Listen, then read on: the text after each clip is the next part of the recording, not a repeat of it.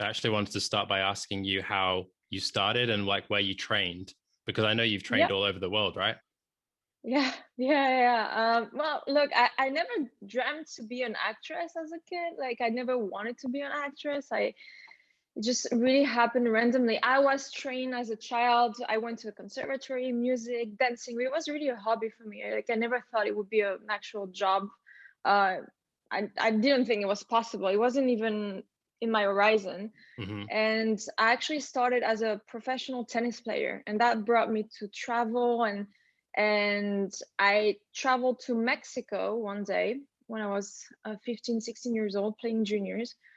And I got scouted at a gym, and a lady came up to me and asked me if I had done pictures. So I got a bit scared, obviously, because like I had no idea about the industry. I was in Mexico, and it was just like, who are these people? I didn't speak the language either.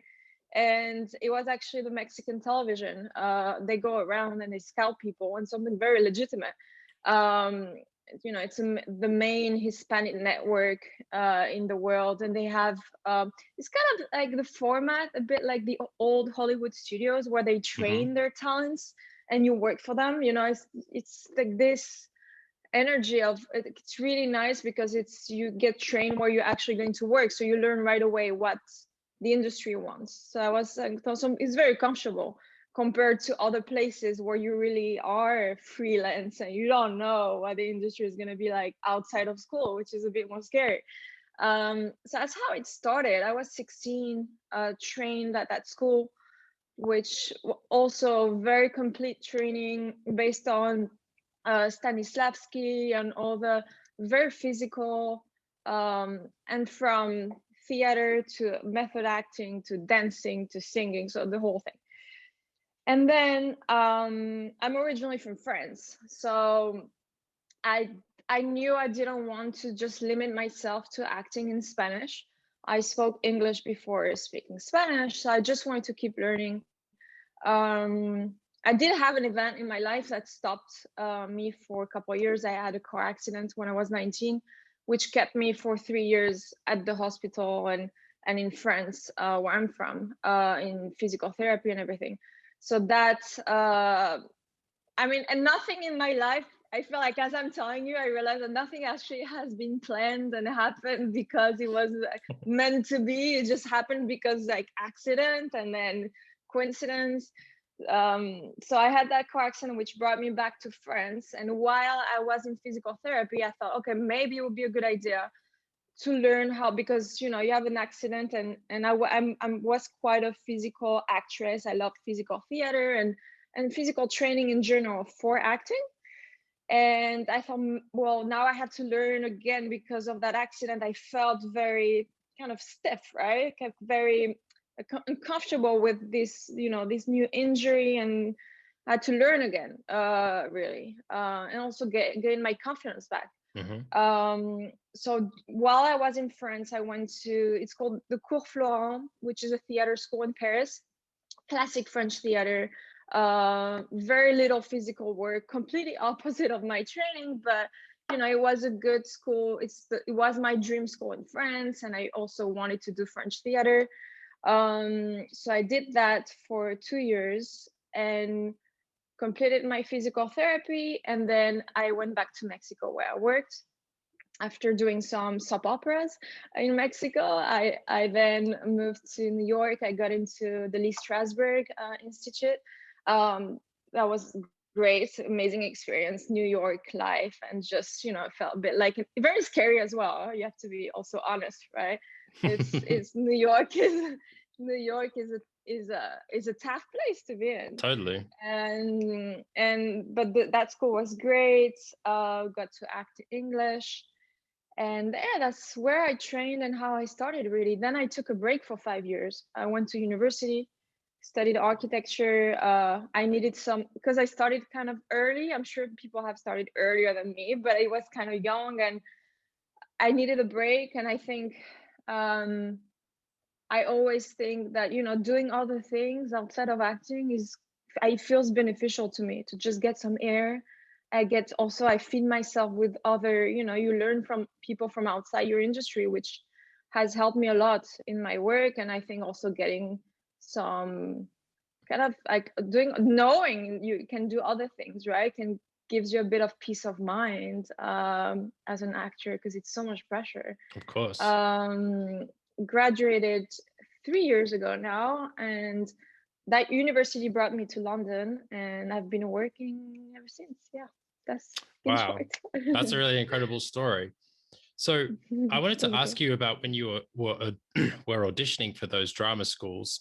Like you say you were in physical therapy, but then you got into your dream drama school in France.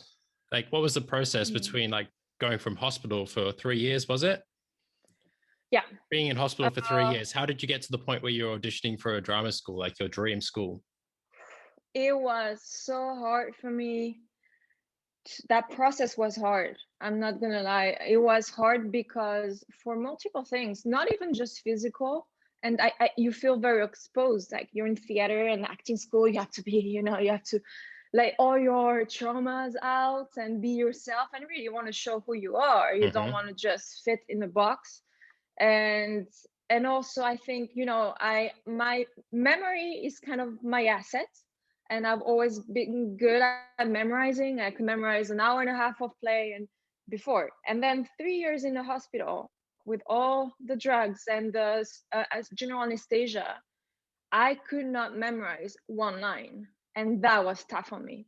I was crying and telling my mom, I was telling her, it was not printing in my brain, And that was really, really tough on me, because I felt that maybe that was it.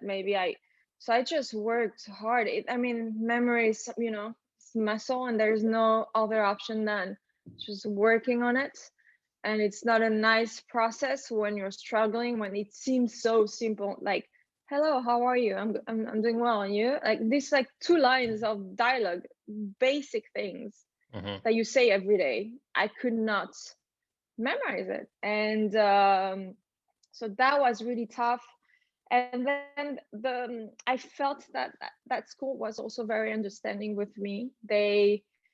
We kind of, they always, like, at least where I've been, you want to kind of use what you've lived and what you've gone through, but they also didn't push me too much. Like I felt really comfortable and kind of protected, where I felt there was like no judgment zone, where I could say whatever I wanted to say. And I kind of not use that for my audition, but I basically was just like, okay, this is me. Okay, you want me? That's the way I am. My disability now, because of my accident, is my right hand, and I felt very self-conscious. I felt that everyone was looking at it, right? And it was just like I had nothing to lose anymore. It was just like, okay, if they want me, that's great. If not, I'll go on to the next and see somewhere else. And I felt that since then, that mindset has really kind of changed the game a little bit. Before I was like desperate. Of course, I want the job now, but before I was like so tense. I was losing my personality, Yeah. And there, just like I just, that's me. I'm trying my best with memory. And then I think I did, if I remember, so I had that monologue that I had to do, and also then we had a chat, and I think the chat made a difference, where I had that conversation of just not hiding my flaws, to be honest. So you're very honest in that. Was it an interview? Yeah, we had an interview, and it was a monologue and an interview. That was a long time ago. Let me think. And that was like, when was it? It was 12 years ago. 12 years ago. And the interview made a huge difference, I felt. And a lot of people, a lot of students, and a lot of people I talked to, that's the thing, kind of the mistake I feel that they've made, is that especially in France, where they put tags on people easily, so people are scared of this, to just be typecast. And me, I was just like, I'm from the south of France, so I look Mediterranean. Everyone wants to look more Parisian. I'm not gonna change myself, I was just like, this is what you got, hopefully it works out. and a lot of people just become like everyone else in a way. Like a lot, you're gonna have 100 actors. We're all different. All had different lives, and many of them, I remember, would just do the same as it, or want to do the same, no, as everyone else. So I feel that just being brutally honest, and it could genuine. have not worked out. Yeah, but you know, it was kind of like make or break. You know, if it doesn't work out, like I don't feel that I can't fit in a box and just change myself. I want to make it with of course you have to adapt and change and like work on specific requirements, right? But it's just a mindset. I think maybe I was just more relaxed because of what had happened. Just, you know, I had worse in my life than losing an audition and not getting into an acting school. So yeah, I felt that was a huge difference of just the mindset and the energy you put in the room. So in a way, it helped you. Like you were able to be genuine and you accepted it, and you got to the point where you're like, no, you know, this is me, and I don't have to pretend to be anything else. Yeah, absolutely. So your monologue Absolutely. must have been good too, though, right? I think so. I can. Well, you got They to the point said you I were able gave to them memorize it. chills. Yeah, I did, and I mean, I think sports gave me that discipline where, you know, I'm just gonna obsess on it until I make it, and also I think some things I don't always do it, but I'm pretty sure I didn't like stress over. I'm sure I missed a line, you know, and before it would be a big deal for me if I even missed like change the word, but now I try to. I'm a bit more relaxed where, you know, they're not gonna dismiss me if I change a line if it has the same meaning. Totally. I'm gonna try to be as faithful as possible to the script, of course, but you know, we're human as well, and we're gonna have moments where, you know, so I think that mindset as well of like, yeah, I'm pretty sure I'm like, if I remember well, I'm pretty sure I missed a line, and then I just kept going, and I was more driven by the emotion, and it was the first time for me also since my accident in 3 years, and it's like this new me, and where I felt very different. I felt like I didn't fit in, just very exposed. So it was kind of very emotional. Yeah, I can imagine. So you got to that point where you're now training, and you've gone through the experience of, you were in television before the accident, right? You were on television in Mexico, and you'd gone through that experience, and now you were training again. What was that like when you were having to perform and memorize stuff like constantly? Honestly, I loved it. If you mean from working then to then acting school, is that Yeah, what and you then mean? back, and then also in France, and then in New York too. Yeah, I think it was also a very big reality check because, you know, when you're working, and especially TV, when you're an employee of that company, so it feels very stable and secure, and you're very comfortable. And then you're out there and acting school on different markets. Where in France, you know, you don't have actors unions in France. You don't have like casting platforms. It's really networking and contacts and agents who are tough to get. And New York is same. Is for me, it was a different experience maybe than American actors, because you're a student, you cannot work full time as an actor. Visas and agents or so managers, it's a different thing. But I think it was kind of like, yeah, it's brutal. It was kind of reality check of, okay, you never stop learning, and I felt that I was, even now, I mean, it's 8 years after graduating the last acting school, I still feel that I don't take things for granted. Like, I feel that, you know, my last project could be the last one. So I'm trying to constantly keep the mindset of being a student, even out of acting school. I felt, and that's something I learned. Like, I think the first thing they told me at acting school in Mexico, the first thing they said was never take anything for granted, because we were served. I mean, once you get in, and of course you have to be disciplined on Mexican television and follow the guidelines and follow the rhythm is very intense. But it's also, you know, you have projects it's kind of this mini city where you walk around and you have studio 1, 2, 3, 4, and projects, like they're all around you.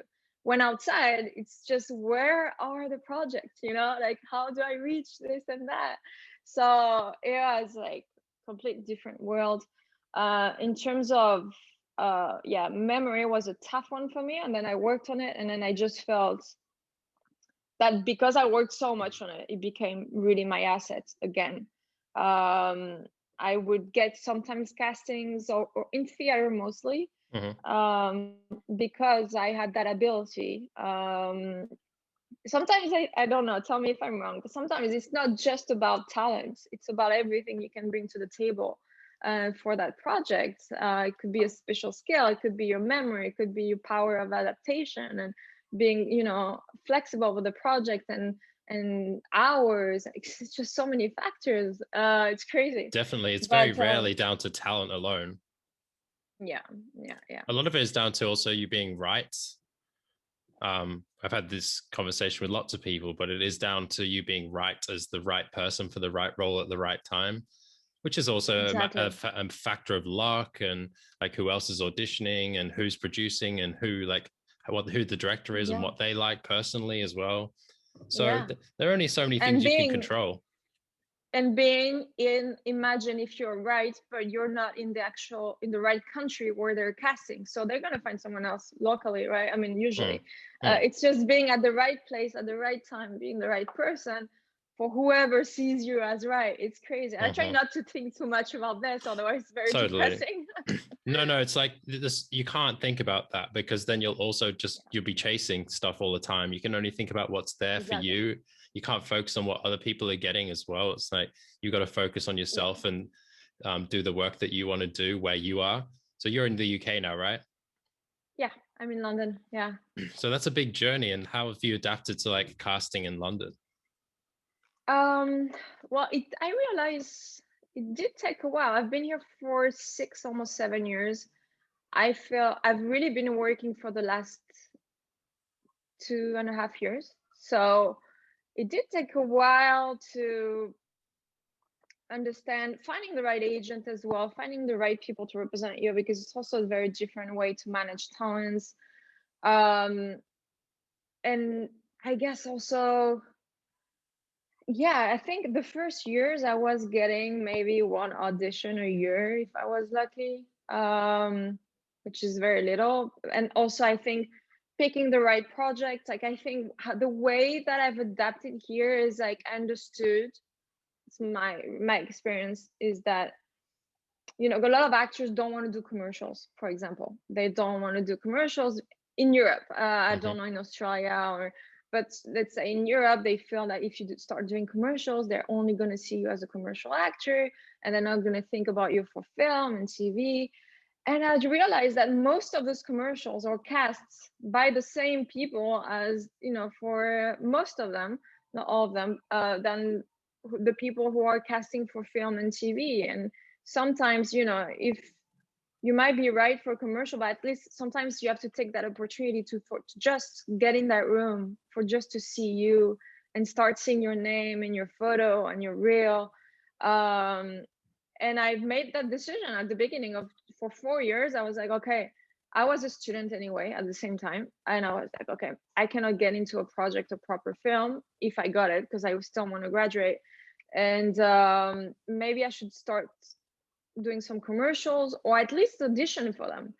And I did that. Didn't do a lot of them. I probably did 3 commercials in 4 years, but I had so many auditions. So I felt that this did the whole, was like that work really was kind of the foundation of, now I'm being seen by the same people, I realized, for film and TV, who were seeing me for a commercial.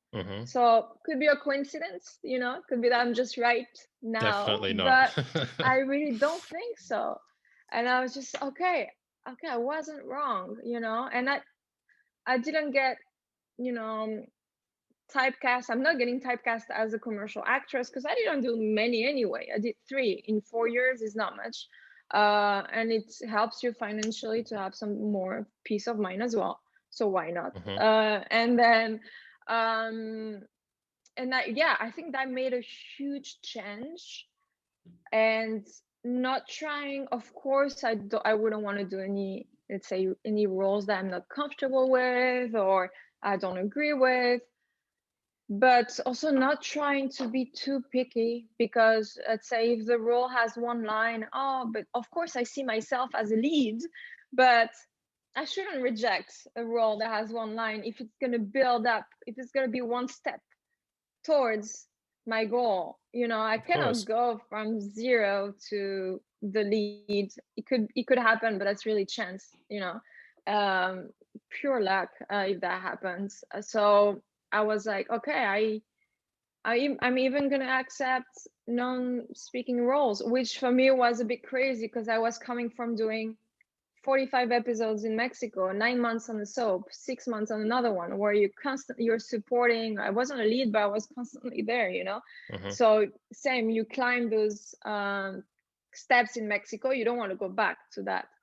But coming to London, it was completely, I started over. It was starting over completely. I have a lot of friends that I feel have a hard time understanding, like if you change market, you might just have to start over, no matter how famous you are in another country. Yep. They don't really care about who you are in other countries. That's great. You got experience, you can deliver, but that you really have to stay humble, to be honest. You have to keep it, you have to really put yourself as if you were coming out of school and graduate, and be ready to just audition, knowing even if you're not, because sometimes you have auditions, you're not going to get it, to be honest. It might not be right for you, but maybe they just want to see you. And before, maybe I was making that mistakes of saying, I'm not going to do this, because we also want to keep your energy for the right ones, but it's also a mistake, I think. So yeah, it's really, I think, a whole mindset that I worked on and analyzed, and realized that London is a complete different market. Also, agents are from one agency to the other are very, very different. I changed agents 3 years ago. That made a huge difference for me as well. And from there, I started booking a lot of jobs and being seen constantly. So what was that process like? What was that process from changing agents? Yeah. Like, what made you decide, and how did you identify that like that agent was the right person to go with? I felt, because the previous one had a very like local experience, and my agent now has talents a bit all over the world. They're global, they have multiple branches, and they represent talents that are more international, and talents that I feel are a bit like me in a way, that we don't fit. We're different. We're not it's the standard. How can I explain this? For me, for example, I speak up about my disability, and I'm French, but I don't really look French. So it's hard for me to put me in a box of where I might not be cast as the French person. In London, I'm definitely cast as the Mexican, for example, or the Hispanic. And they valued differences. And that's how I felt that I was understood. The previous one wanted me to be a bit more like everyone else, which is not my mindset and not what I believe in and not what I want to do. I want to keep being myself, and just, if it works out, great. If not, I'll do something else. But that new agent really, because they understood me and had the same beliefs, I feel that we've grown together.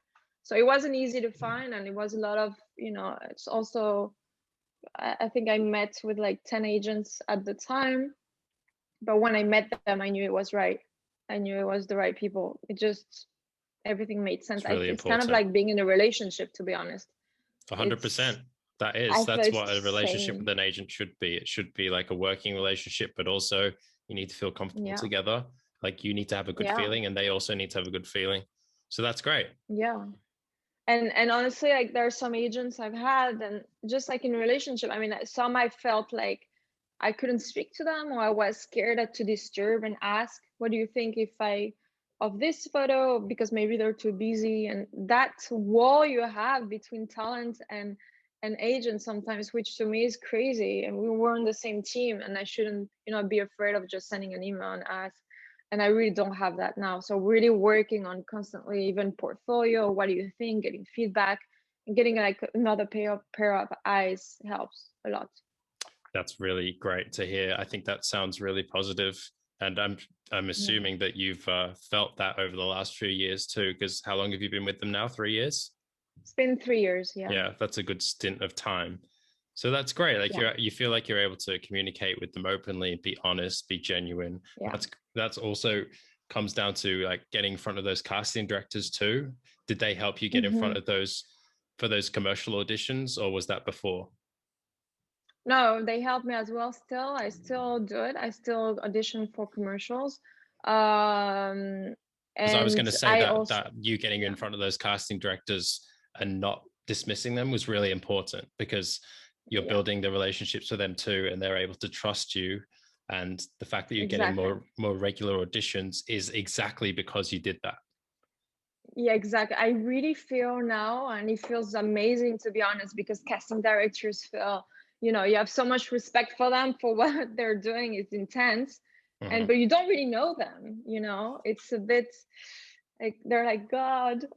and and I really feel now that when they call me, they know who they're calling, and they trust me. I really feel it, and it feels amazing as a performer. That's the best reward, to be honest. Yes. And then if I'm not picked, it's not that they don't want me. It's just, it doesn't even depend on them. But just the fact that they picked me in that selection, because mostly in London, when you have a casting, it's not an open call. They already made a selection of people. So already thinking that they might think I might be right for the role is amazing to me. Yes. So yeah, I really felt like what you mentioned about trust, that has built up, and that feels, I'm sure it's paying off from those previous years of not saying, oh no, I'm too good for this, right? Yeah. It's a mindset change, and I think lots of actors, when they finish drama school as well, is that something that they feel like, okay, I'm done, like I'm done learning. And that so many people have told me, like, I'm not an actor, but so many people have told me that when a few years out, they realized that was just the beginning. Like that was just the beginning of the process, because drama Oh my school is God, not yes. real life. No, and I feel like I've learned so much more since I'm out of school. And that's something I'm always working on. And I'm human as well, and I might also fall into just auditioning, just focusing on who's doing what. We all make the same mistake. But I always feel like I'm trying to always remind myself that, okay, like I'm a student, that I'm constantly learning. Okay, what can I work on now? What skill can I work on? Right now, I'm working on my accent in English because it's kind of all over the place. It's neither French, it's neither Hispanic. So I'm working on this.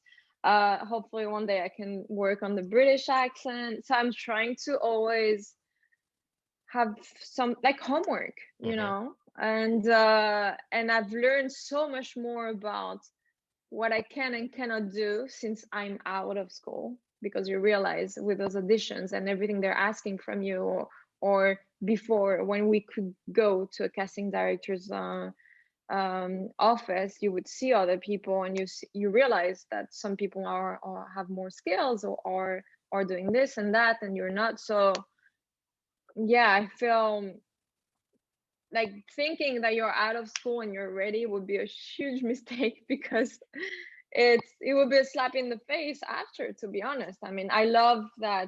I love my job, but we have to also be realistic that it's a tough industry. It must be hard to not compare yourself to other people. And I do think it is important to keep adding skills, like keep working on things no matter what it is, even if it's just practicing auditions and self-tapes. That's really important too. So how do you get out of the mindset of not comparing yourself to other people and not worrying about what they're doing? Um I try to be offline as much as possible when I'm working on an audition, because I think that could be very toxic, of seeing news of either friends or social media, or whoever booked that Netflix show, and you're like, oh, you're in your house and you don't have any projects. It's not healthy. I say you have an audition before, I would always try. I'm very disciplined, so I would always, okay, they want this and that. I'm going to send this and that. Just follow everything. But sometimes just thinking a bit, it's a bit out of topic of what you just said, but out of the box a little bit, of maybe sending something different so they remember you, works. And before, I would think that I might lose a job. So focusing on those things of how can I be different? If I trying to think, like, if I'm the casting director and I see that tape, would I want to hire? Sometimes I've seen tapes of myself, I watch again, I'm like, I wouldn't even book myself. Or so trying to think of, as you said, like working on self tapes if you don't have any is extremely important. I think what you're doing with TikTok is incredible and it's great, and I enjoy watching it. I think it's, actors who are not getting self tapes should be doing the self tape challenge, because even if you're doing it for yourself and you watch it, it's not the same as having someone you don't know who's going to watch you, sending it first and exposing yourself and then getting feedback.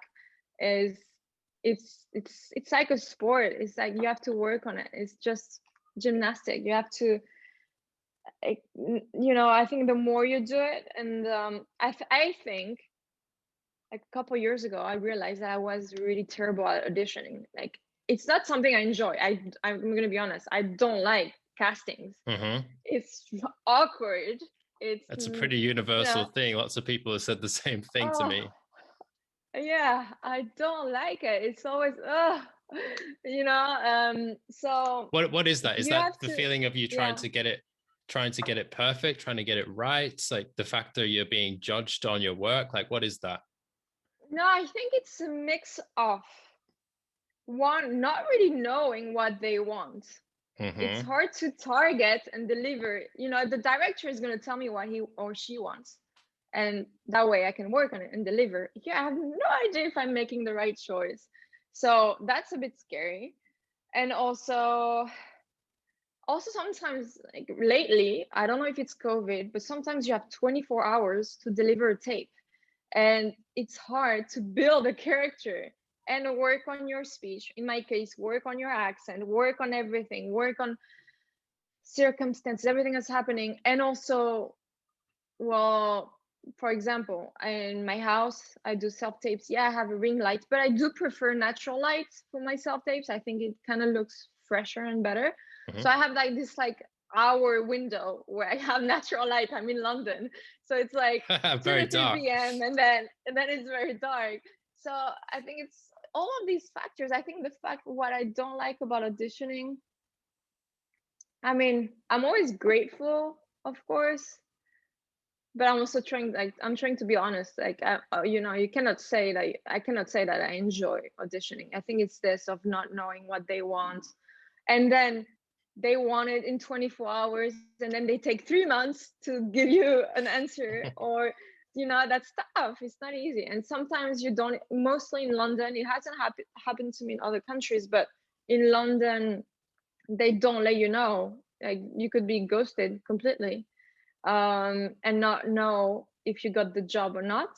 Yes. And then they're gonna, for example, ghost you or your agent after that casting, but maybe the following week they're gonna ask you a self tape to send, sometimes on the same day or tomorrow. So you cannot have hard feelings. It's just they're too busy, too many emails, and they will only call you if they want you. Yes. So it's tough. It's not easy. I don't think it's not the fact to feel that you're showing your work, or I think that was before I had at the beginning, where I was too self-conscious of like, okay, am I making the right choice? Are they gonna like me? Honestly, now I don't care. It doesn't sound right, Good. but it's Good. just like, okay, now I know what I'm worth. I know my skills. I know what I can work on, and how, how I act, and that I can deliver.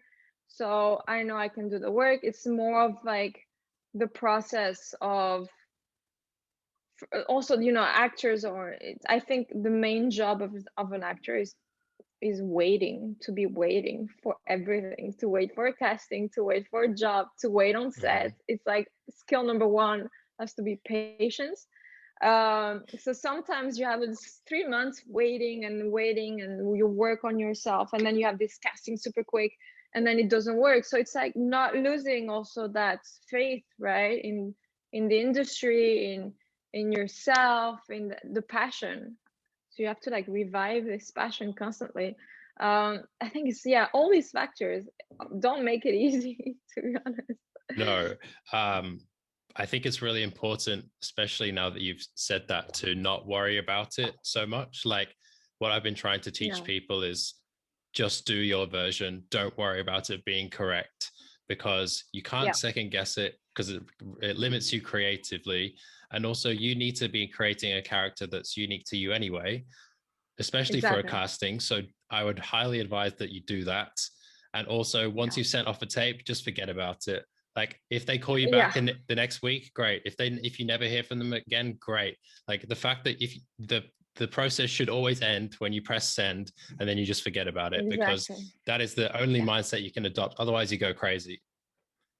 Exactly. And you know what I do to try to like physically feel it is that I always print my sides. I like to have the paper, and I send my scenes, and then I rip the paper off and I throw it away. I don't want to see it in the house, so I forget about it, Good. Anything, even if it's a costume piece, or if I do those research about, let's say it's going to be a historical character, and I want to look like this character, I have all those photos and stuff to inspire me.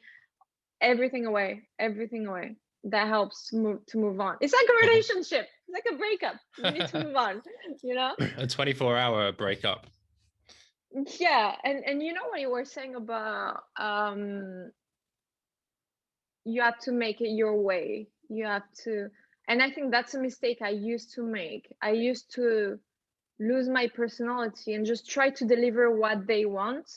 Now and not making a decision, not making that acting choice was a mistake I was making. And now, since the last 3 years, I have changed that. I'm just, okay, that's going to be my interpretation of it, and that let's see if it works. If it doesn't work, maybe they will send me an email and ask to do it again differently. I don't know. It has happened. So it has happened where they say, okay, no, actually, can she do it a bit more like this, and send me a reference. So I have that hope that if they believe that I'm right, let's say physically, and my voice and everything, they would try to make it work, because I guess they also want to book someone, right? So so making a choice. And so 3 years ago, I was just out of architecture school, graduated, and 5 years without really acting, just auditioning for commercials here and there. And I decided to, okay, get back to it, audition full time, try to get films. And I get this big film audition, and it says like Untitled Warner, and I'm like, okay. So again, you get back to, okay, I want to be the best one, I want to get it. And I had to send it within 24 hours. It was this, just not a lot, but like 1 page, in English and in Spanish. And I had no one to read with. It wasn't a time so much of doing self-tapes. Usually you would go into the casting office, but this time was a self-tape. And I had no one to read with. At that time, I didn't have like a ring light. It was just not the best conditions. I was just like, okay, like, what can I do? Like, I have no idea. I had no background of the character, no character description, nothing. And just making a choice, I guess. I didn't have anyone to read it with, so I cut out all the lines and I did a monologue. And I was just, okay, either I don't do it, I'm gonna miss out on it, or I try for them to see me. And if it's not the right choice I'm making anyway, I would, if I don't do it, it would be the same result. So I just did a monologue, and they asked for like one in English, one in Spanish, and then I thought, oh, why not send? They said, okay, maybe send 2 takes of each, and I thought, okay, why not send like I felt creative. I said like a bilingual mix of this English monologue, but some bits in Spanish, as if that person was super fluent in both. And it worked. They actually liked it, and they called me back, and then I got the job. But that job was, for me, it wasn't the first job out of school, but also great example for me, a lesson of thinking, okay, you shouldn't try to just, you should think out of the box sometimes a bit more. It was like a 3 months casting process after that, and I found out that I might have action scenes or something, stunts I didn't really know, but I like a little bit. And so I just went to kickboxing school, made videos. They didn't ask for the videos, but I still sent the videos. My agent said, okay, sure, why not, we'll show them. And I guess they liked it, so sometimes you're just scared to disturb or say, hey, just have a look, she's training, she's good at this, maybe you're interested. And it worked out. So I think that was like a huge difference for me, and that I'm trying to still do, is that I'm trying to send something that if I were to be the casting director, I would want to see, or I would remember, or I would be interested, because they see so many tapes, right? Of It's just course. exhausting for you guys. So you want to like give that moment of like freshness, no? Of Of trying course. to, yeah. Yeah, that speaks to me. That whole story, that was for Wonder Woman, right?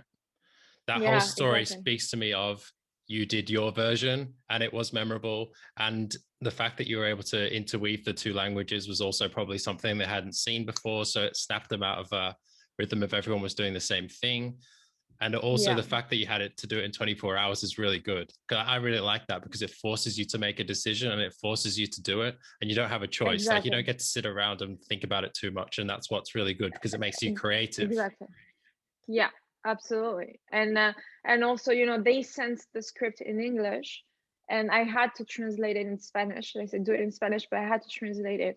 So I really felt, like having those 24 hours was really okay. I have nothing to lose. Like, this is my opportunity for them to see me. Didn't know if Patty Jenkins was gonna see me yet, but it was just like this in my mind. Like, what do I want them to see? I want them to see I can, go from one language to the other, and it's not an issue. And how can I show this? Also, something I enjoyed is, maybe that helped, but in the directions or the instructions, casting instructions, they said, don't worry about any accents, just be yourself, just be natural accent. So I really felt, okay, I can be myself, and I don't need to be perfect, because it's always, I think, when your English is not your first language, it's always kind of like that pressure of like, I'm not gonna sound native, British or American accents, but you always try to make it a bit more perfect. And that really made me feel, okay, maybe they're actually interested in not having someone perfect. And actually I wasn't wrong, because when you see Gal Gadot, she has an accent. The Amazons and all that story, they want people with that international English sound. So it's really a gamble, really. Like, I mean, I feel like when you make a casting, like a decision of how you're gonna deliver, it's a gamble. It works or not, and you have no idea. I feel that, sometimes I ask my agent, but they don't know maybe better than me, they can't always ask. So I really try to feel, yeah, I think the intuition, instinct, and not having too much time. I don't actually, I complained about the 24-hour turnaround, but I think having a 1 week is not better. Like, sometimes I have 1 week, Nope. and it's just, I get into it so much, and it's like, it's better when you You're have a forced to make a quick decision. deadline. Yeah. Yeah, definitely. I think it's great because it forces you to also be authentic. And it sounds like you've learned the process of, okay, I'm just going to be me. And that is probably the most important thing for people in a casting situation, because it's what we actually want to see. Like, we want to see the individual underneath, rather than you pretending to be something that you're not, or pretending to be a version of yourself, rather than like who you actually are. Because people, like you were talking about with Wonder Woman and the accent thing, like that's how people actually sound. Like, people they don't have the perfect accents. There are so many multicultural people and bilingual people who have a mixture of an accent, and that's what's real. So it resonated with them, and I'm sure that's why you ended up getting cast in that role. I think, yeah, last year was quite quiet, and this year it seems like productions are adapting a bit better, and there are more stuff going on in London. So it's been a busy 4 or 5 months. A lot of projects. Sometimes, I've been called back and confirmed in 3 projects, and the 3 of them got canceled. Another one, they canceled the casting because they were casting in London, but they moved the film from Spain to Mexico and wanted to do a local casting, so they cancel everyone, which is tough because you're confirmed, and you're excited and ready to go, and even if you say, okay, I'll get my own flights and I'll see you in Mexico, because of COVID, they don't risk. They don't want people to travel.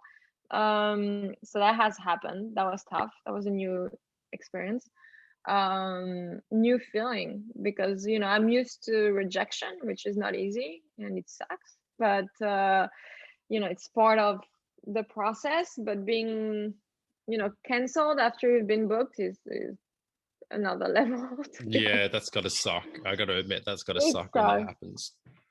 It's horrible, and so you fell in love with the character. So after that is just, I allow myself to have a day. If I want to cry for a day and be depressed and eat chocolate, I'm gonna do that. It doesn't matter. I think allowing myself, my Bridget Jones moment, or scrolling on TikTok. Exactly. I think TikTok is a good I feel some TikTok reminds me sometimes, the creativity wise, I think people are so creative and make me laugh a lot. But I think having those moments of forgetting, what your day was like, and just spending some time and scrolling on TikTok to just forget about it is great. Sometimes I do it too much, too many hours, but helps you unwind. And then you have people like me giving out audition advice on TikTok. You're like, oh God, I was trying to get away from auditions. That's why I think my phone is listening to me, and that's how I saw you were on my For You page, and I followed you. That's how I'm sure my phone hears me, because I'm talking about auditionings and castings all the time.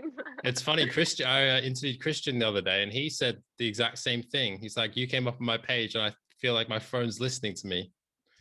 I swear, I get a lot of is. acting stuff. Yeah, I get a lot of acting stuff, but it's also refreshing. I think your page was different than the other ones that I've seen, because like you give, it's a kind of like this no filter approach. It's a very realistic approach. It's very,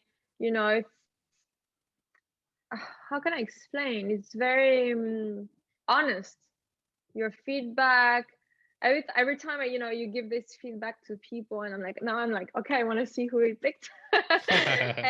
and these self-tapes are actually great. These people did a great job, Yeah. Wow, I'm always impressed. And I've seen other pages like, oh, let's see this, and it was just like, not so great. Just they were just creating content, and you are very honest, I think. And your feedback about the industry is also something that, or even teaching people, like basic things, but we're not told about them. No one taught us. We had to learn on the fly and figure out how things work. Even an agent, they expect you to already know and be professional. You have to be ready. So having someone kind of having that like 101 acting casting was like, okay, I wasn't that wrong. Okay. I'm like, that's reassuring. Nice to hear that someone, reassuring, and learning stuff as well from you. Okay, good. Well, I'm really glad to hear that. And it's good to hear that it's kind of truthful as well, because it's feel like some people on TikTok and the acting side of things are doing it from an actor's point of view. And I have seen other people who've been in casting and also are on TikTok too. But yeah, I feel like some of the stuff I've been talking about, not many people talk about properly on TikTok. So Yeah, and a lot of like some of the, it's true that it's a lot of actors talking about their experience, but like some actors like get a headshot. I'm like, yeah, everyone's yeah, told to get a headshot. Of course they are. yeah, exactly. And a lot of people, sometimes you have this full video and they don't say much. It's just to create content, and yours are informative. Like I'm learning stuff every video. It's specific, as you said. Like it's not just get a headshot. It's just specific to, you know, like what you were saying about even where you're looking, and like, you know, be aware of who you're talking to in your scene, and have clear how you call that, where you know, like Eyelines. point of eye lines, you know, it's things that you might do instinctively, and hopefully you do with your acting skills, but being told that you should be doing it, or that is the right thing to do, is something we need to hear, and something we don't have really in acting school. Like I took one casting workshop. It was a casting monologue during acting school, Yeah, I and hear that all the time. Like people who go to acting school, I didn't they learn. either get no screen training, or they have screen training for a few weeks, or they have no audition practice Yeah, at all at drama school. That's like crazy. Like you should have some audition yeah, practice because it's like a huge part of the industry. exactly. And like my casting workshop was, it was like an 8 week casting workshop. But for me, a casting workshop should be just like you said. Okay, so here you will get in and you will hold your paper or not, and then that's how you show your profiles. But we're not taught those things. This And that's like we're the basics. casting. It's the basics that we don't know, and the way the casting workshops were was like a monologue and actor monologue, which is for me what we're already doing in acting class. You're not teaching me how I should be doing it. Like the whole thing, I felt so stupid so many times in castings in real life, because I didn't know what to do, and then I was super young, and I was just like, okay, they have a paper. Oh, I didn't write on my paper. Oh, okay, I have to put this, and then the way you stand, and the way first I would put the paper in front of my face, like it's, but I just didn't know, you know. It's like you hold it here, and then depending on countries it changes a lot. Like we're not taught those things. So I think, yeah, the actors who, you know, who see that on TikTok are very lucky now, because I wish I had it. That's good. And is there anything I can help you with your auditions and your self tapes? um hmm. I wonder, like, maybe you can tell me your opinion. How important is it for you as a casting director to see like a neutral background, neutral but more in a sense? For example, if I had like this background of just white but nothing distracting, would that throw you off? Or Nope. if the acting was amazing, everything was on point? No. Nope. Okay. It could be in your Okay, that kitchen, reassures and me a bit. as long as you're the main focus and you're on screen, like so many people think I have to have a blue background or I have to have a certain specific color. Yeah. Honestly, it doesn't, to me or and to other people, I don't think it really matters. So if someone's going to worry about the color and the quality of your background, they're not the right Yeah, person to be casting, because they should be focusing on you. And if you're the main focus and exactly. you're not, like there's nothing distracting, like if there is stuff in the background that's not meant to be there and is distracting, like obviously that's a bad thing.